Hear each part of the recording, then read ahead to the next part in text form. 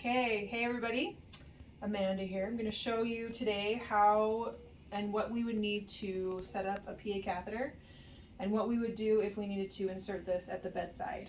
Okay, so things you would need if you were starting from scratch obviously would be your barrier kit.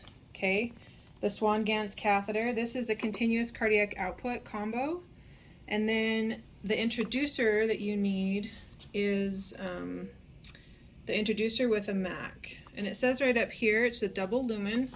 This is an access kit for 7.5 to 8 French. It is a 9 French introducer. Obviously, it will fit this 8 French inside of it. So that's what we want, okay? This Swandam, it comes in this kit right here, but if for some reason the physician breaks sterility, these are in the line cart if you need them. Also, when you remove a PA catheter from the introducer, this is the obturator that goes over the top of that. You don't need this for insertion, but you would need this when you DC the catheter. Okay. The other things you're going to want is a vamp for your arterial line, and then the triple lumen setup. You can see this has the PA line, the CVP, the arterial line. This arterial line is switched out with the vamp so that we can conserve blood, which we want for all of our patients when we're doing frequent blood draws, and when they're really sick, we want to conserve that blood volume. And then make sure you're using a pressure bag with a liter of NS. We don't want to use the half liters or the half 500 ml pressure bags. Okay. Okay, so this is our patient. This patient currently is hooked up to the Hemosphere using the flowtrack Acumen. Okay, so it's attached to their art line here. We're getting cardiac output, cardiac index, but this patient has become more sick. So the physician wants to remove the MAC here out of this introducer and then insert the swan. Okay.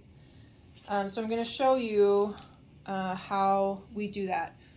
One thing to remember, I'm going to go ahead and insert this and show you how it's done. But if the physician, they're going to want to hand you this portion so that you can hook this into the machine, okay? Because you're not sterile, they are. They're going to want to keep the rest of this portion sterile, but if they remove this tip out of this gray cup, you can't do in vitro calibration. You're going to just have to do in vivo calibration, right? In vitro is outside the body, in vivo is inside the body. So if they pull this out and it's just hanging like this and then they go to insert it, just don't even try and do in vitro calibration. Just wait till they place it, get a mixed venous, and then do an in vivo draw. Okay? All right, pause. Okay, so prior to inserting the swan, all these lines need to be flushed, and also you need to have it connected to the monitor so that they can actually see the waveform, so that they can put it into the PA using the waveform analysis on the monitor. Okay, so we're going to connect these. If you had drugs running into these lines, obviously you're going to have to switch it around. You're going to have to do this all sterile. For time's sake, I am not sterile. Okay, but this would be a 2-man job to make sure that you keep all of these connections sterile. You're going to have to, if they flush this, great. They may have a needleless connector on the end. You'll take that off and connect to here.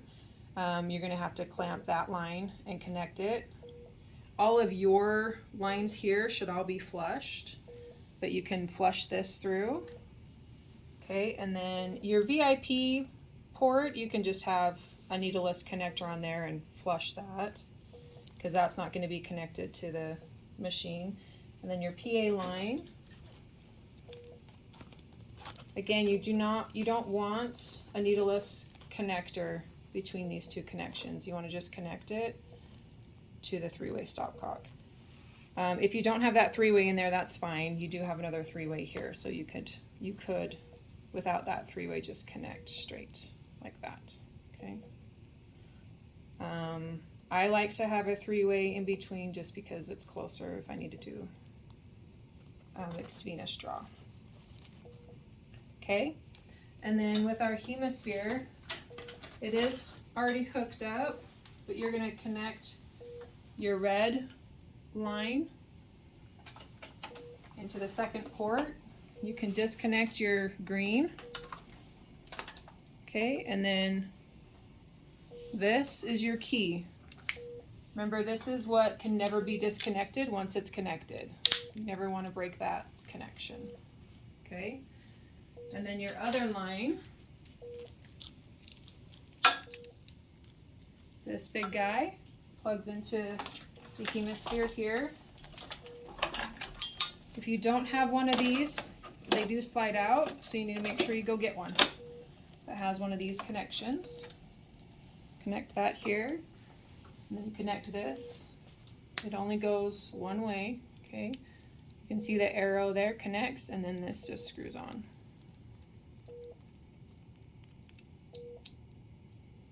And then this is a snap. Okay, so now we're connected to the Hemosphere. I'm going to make sure that all of my lines are flushed, okay, through the catheter. Now, like I said, if they still have that tip in the gray cup, you can come over here to the Hemosphere, and you're going to switch up here from the flowtrack to invasive, and then hit switch. Yes, you want to switch. And then you come here to gears, and you're going to do your venous oximetry calibration. You're going to want in vitro calibration. You're going to want to hit that. It'll ask for your hemoglobin and your hematocrit. Okay, you should have that hopefully from a recent ABG. Plug those numbers in and hit calibrate. It'll calibrate the PA line. And then once that's done, you can say, okay, I'm ready to insert, and they're going to insert the line. Go ahead and pause. Okay, so at this point, obviously I'm not the physician, but this is where they would want to see how I can see a waveform on my Philips monitor. This is where they're going to hand off to you the balloon. Okay, the balloon only goes to, oh, this one goes more. Should just go to 1.5. You're going to do balloon up or balloon down. And make sure you're using closed loop communication. Okay, they'll get to a certain point here. Once they see that they're in the right atrium, they're going to say balloon up. And you're going to say back to them, balloons up. Then they'll continue to float it in until they see this waveform into the right ventricle. And then between the right ventricle and the pulmonary artery, you may see some ectopy. Make sure if they're not continuously looking at the monitor that you're that second eye, okay? You say, hey, we're getting some VTAC, or we just got some ectopy. Going from here to here is usually the most difficult part, so they'll sometimes say balloon up, balloon down, just until they can get it floated in. But let's say they got it in, great. They still have the balloon inflated, and here we see the wedge pressure. Then they'll kind of tell you balloon down, balloon up, until they have a good connection there. Now, physicians, when they put this swan-gas in, they will lock it here, but they don't always lock it here. So I don't know if you want to zoom in on that. They usually leave it at the 0 mark. So as part of your assessment with the PA line, make sure that this is locked here to the 1, because that means this isn't, you can't push this in and out. When it's on the 0, that means it's open, and I can push that swan in and out of that line, okay? There is also a connection up here with the same thing. See how my catheter goes in and out when I'm on the open, but when I lock it to the line, now I can't push it in and out, okay? The other thing, a lot of people like to just take this, loop it, and really secure it to the neck like that. Please don't do that. If they need to adjust or manipulate the PA catheter, they need to use this swan-gas to keep it sterile, okay? Sterile from here to here. So we don't want to put any tape over this because we don't want to break the integrity of that plastic.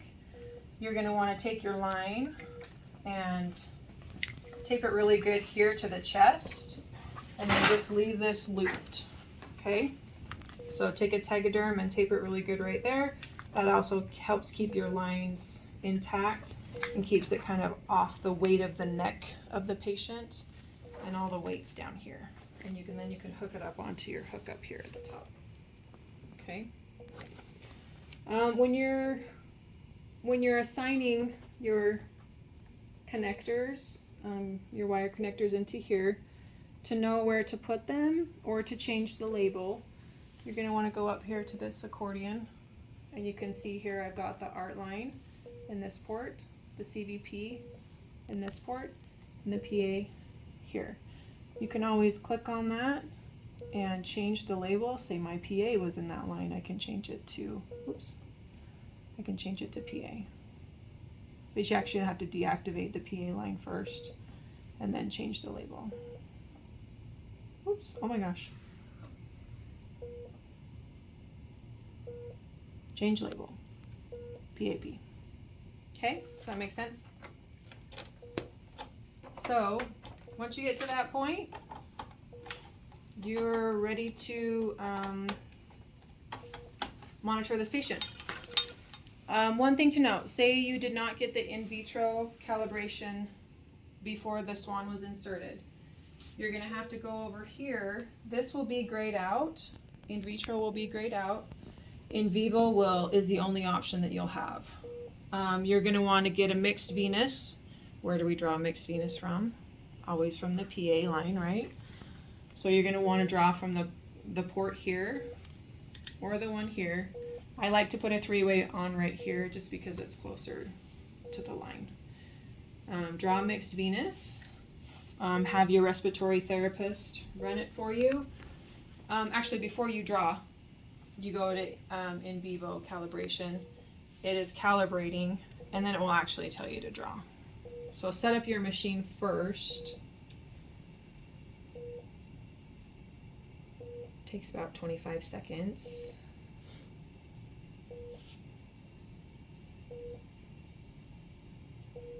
And then it will say draw. You're going to draw your sample. And then once you get your sample back, you're going to enter in your mixed venous goes here, your hemoglobin, and your hematocrit. Your hemoglobin is all you need, and then it automatically will calculate your hematocrit. And then this will not be grayed out. You'll hit calibrate and calibrate the machine. Now once that's done, if you see here, we do not have any numbers going, okay? It's because we haven't hit start yet. So make sure you hit start. Now it's going to give you a cardiac output and cardiac index every 20 seconds, okay? And you'll also have your SVO2 or mixed venous to monitor oxygen consumption.